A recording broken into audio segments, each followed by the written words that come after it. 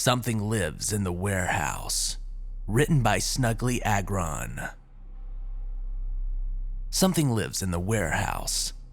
I don't know exactly what it is, but it's probably been there for a long time. Long before I started exploring the place. A massive warehouse just outside the city limits of my hometown in the middle of nowhere. There's at least 5 stories to the thing. And I've only ever really explored the first and second floors. It's big enough that the mazes of shipping containers are always hiding new surprises, nooks and crannies, home to dust, pest, and the occasional odd trinket that I would pocket. Nothing massive. I've looked in a couple of the old crates too. The stuff stored there was mostly just clothes. And the place has been abandoned for long enough that most of it has rotted away or been eaten by moths as the time goes by. The thing is, the clothes, or whatever used to be kept in there, aren't what really makes the place interesting. I started noticing the pattern of weird noises somewhere around my 5th or 6th trip. Scraping sounds, like someone was moving a box on one of the floors high above me. Something that sounded like footsteps, but far slower than any humans. The rustle of something soft being moved around, sometimes too close for comfort. The acoustics of the warehouse seemed to conduct sound particularly well, so even though I could tell that most of the noises were far away, I could still discern what they were, or what they might have been. As freaky as the sounds were, I was only mildly concerned, and nothing came of them for a while. Nevertheless, I wondered, was it ghost? Was it squatters or looters or someone else? Eventually, I found out that it wasn't just someone else, but something else entirely. It was easily my 15th or maybe even my 16th trip there. I opened the door, the rusty hinges creaking in protest, but I'd learned to ignore them at that point. Nobody ever seemed to be worried about the place, so I wasn't concerned about the cops being called or anything like that. As usual, the hinges didn't seem to scare away whatever was making the noises, because they started up again as soon as I began to walk towards the 2nd floor. As my flashlight shone across the stacks of metal and wooden crates that bordered my path, I heard whatever it was moving around on the floors above me. The slow tap, tap, tap of footsteps. The scraping of crates. None of it concerned me. This time, though, I was more curious than anything else. I could keep exploring the warehouse methodically, sure, but the noises. What was going on? I was filled with a sudden determination. Screw looking around the rest of this place, I thought. I'm gonna go see what's up there. I kept walking towards the stairwell that would take me to the upper floors of the building. Purpose fueling my steps this time instead of just a hobby or vague interest. As I ascended the stairs, I briefly paused on the 2nd floor landing. Considering abandoning my investigation and going back to my old pastime. Then I shook my head to myself. I've already decided, and the noises aren't going to stop anytime soon, I thought. I turned and kept on climbing. I might as well. I was having trouble determining where the sounds originated from at first. I stopped on the landing to the 4th floor and listened, tilting my head. Trying to decide from the intermittent sounds of moving crates and slow footsteps if they were coming from this floor or the one above me. Okay, they might have come from this floor, I thought. But they might also be from the 5th floor. I shrugged and turned to climb the stairs going up. I'll go up there and listen, and then I'll decide that way, I thought. The moment that I stopped on the 5th floor landing, I knew that the sounds originated from here, not the 4th floor. The way the warehouse carried sound made everything seem louder than it actually was. So the clattering boxes and even footsteps were clear. I reached the door to push it open, and I froze, suddenly apprehensive. What if it's dangerous, I thought. Maybe it's a homeless person off their rocker. Nah, I've already committed. I resolved. I'm not going to back out now. I slowly pushed the door open and leaned around it, ready to close it in front of me at the first sign of something being wrong as I shined my flashlight around the room. Instead of the cluttered space that I had expected, this floor looked nothing like the others. Where the other floors had boxes stacked all around the place, surrounding the support beams and bordering the paths. All of the boxes on this floor had been removed from the center. Instead, they lined the edges of the main room. The only exception to this was a pile of crates stacked in the middle. The rest of the place was clear. Water dripped from the ceiling and onto the floor next to the crates.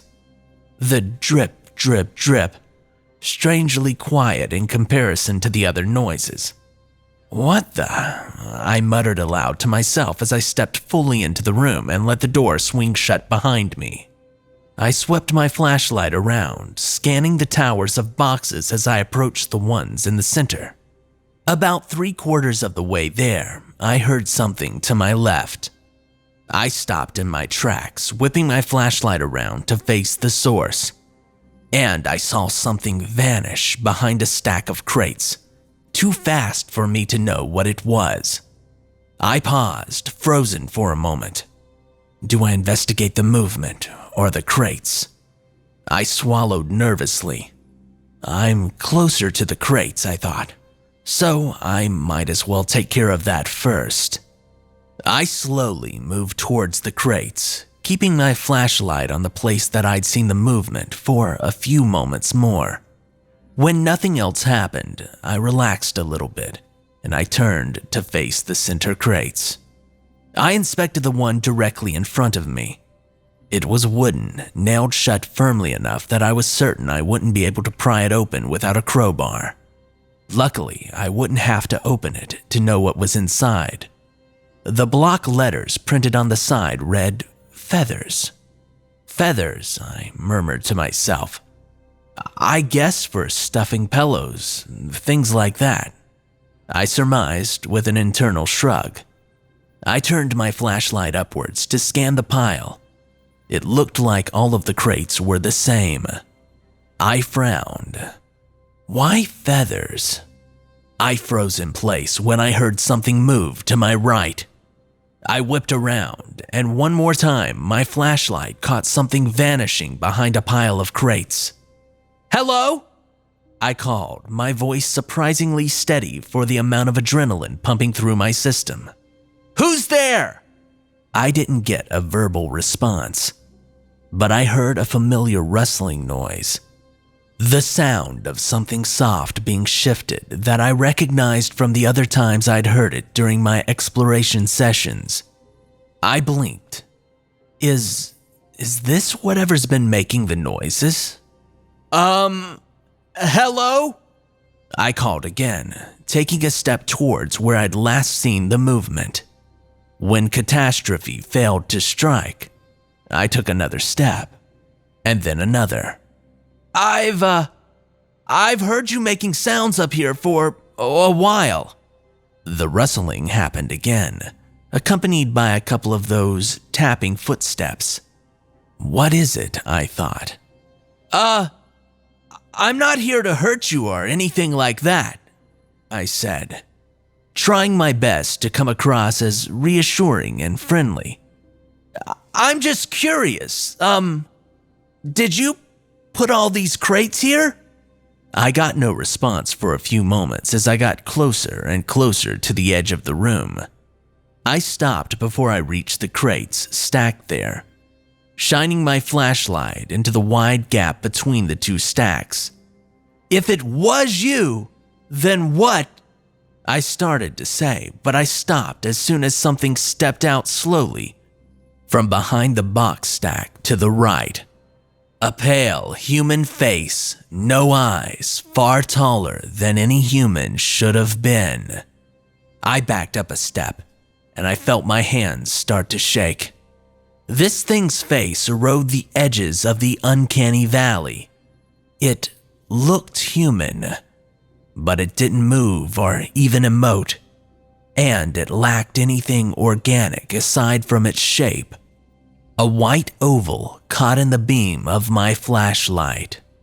I was completely lost for words. Hi, was all I could muster. The face moved, but it wasn't just a face. The mask-like visage was attached to a tall creature, easily twice my height. It was shaped like a bird with a long neck bent like a vulture's.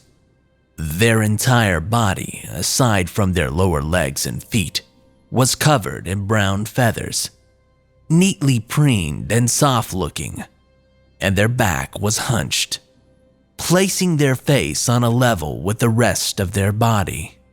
I scanned downwards from there. Its legs were long, stilted, and its feet were strangely small when compared to the rest of it. The nails were sharp and clean.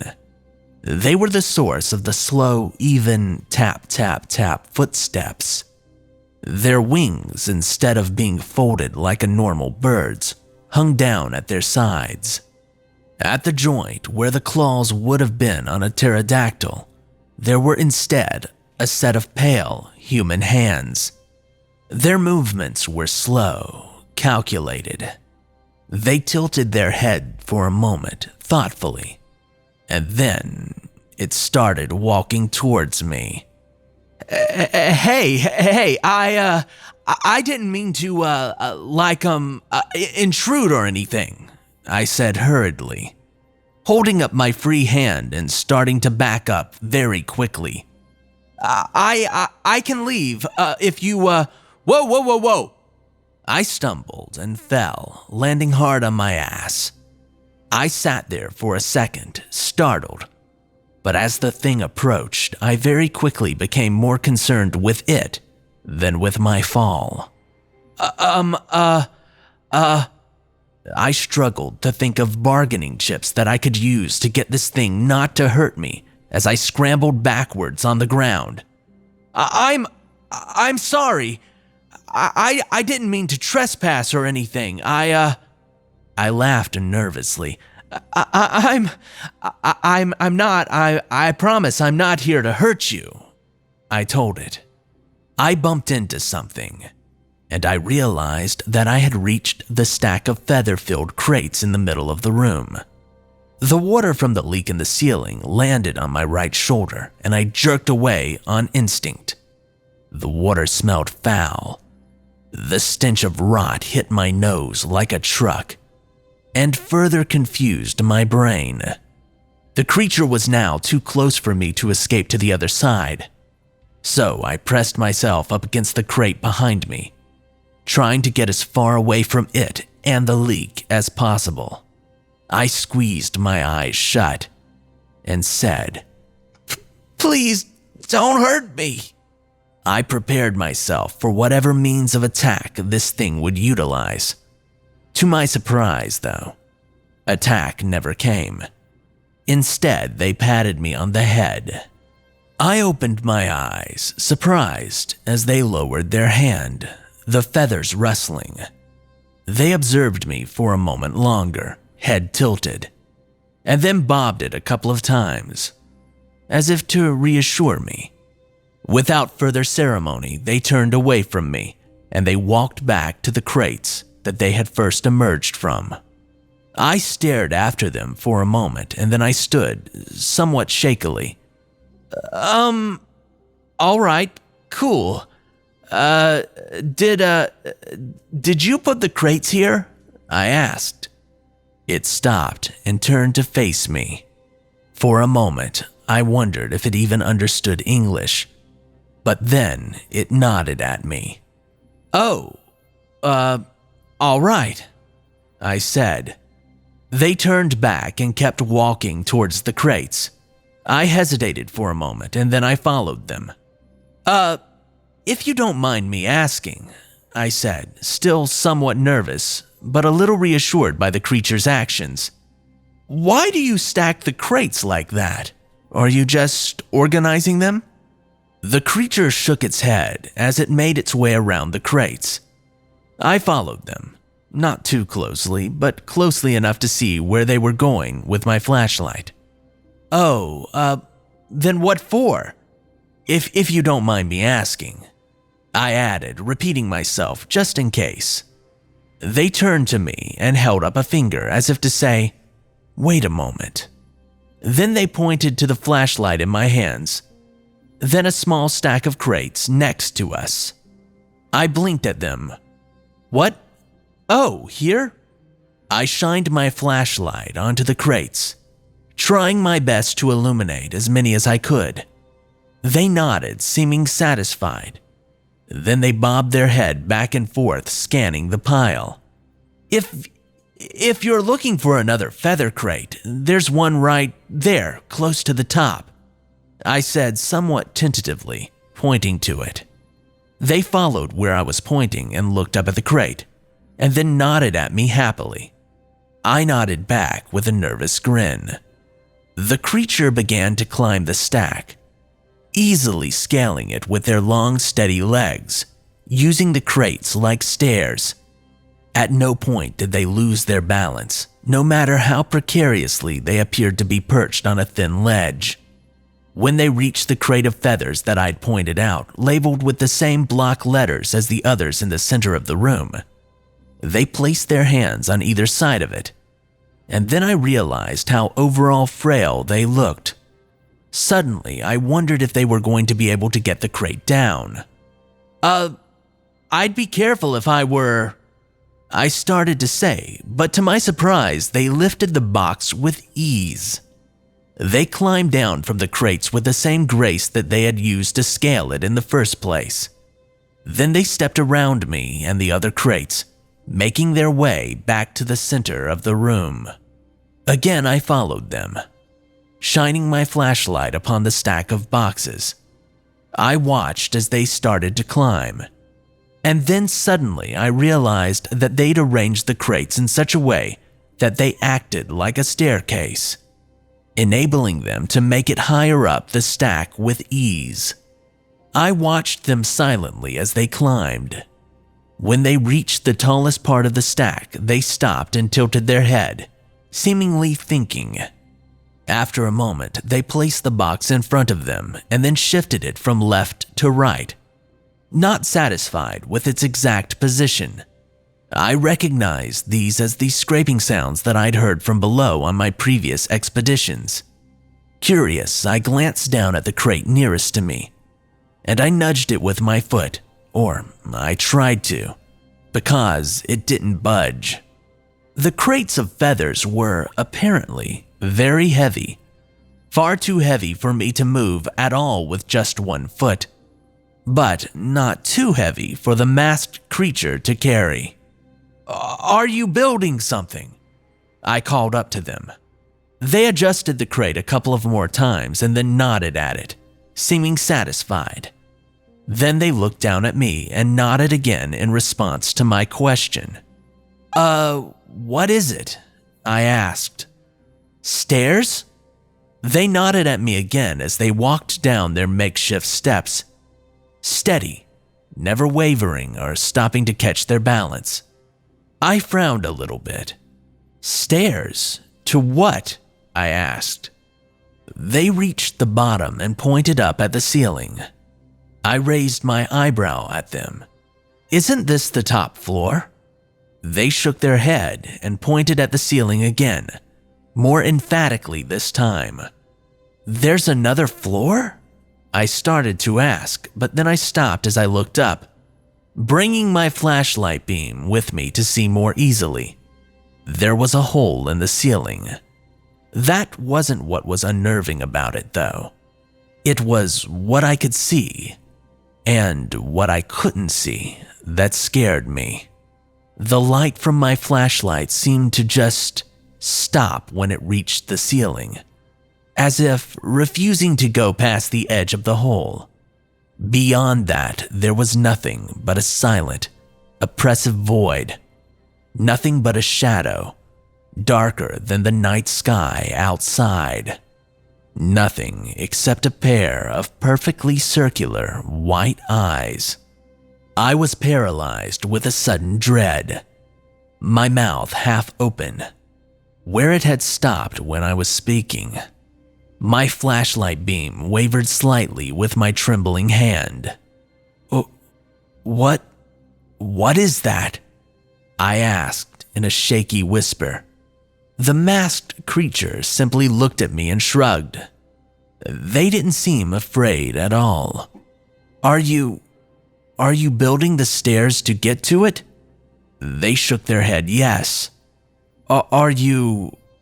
I swallowed, my mouth dry. "Are you helping it get down?" They paused, and then they nodded. Something lives in the warehouse's attic, and it drooled on me.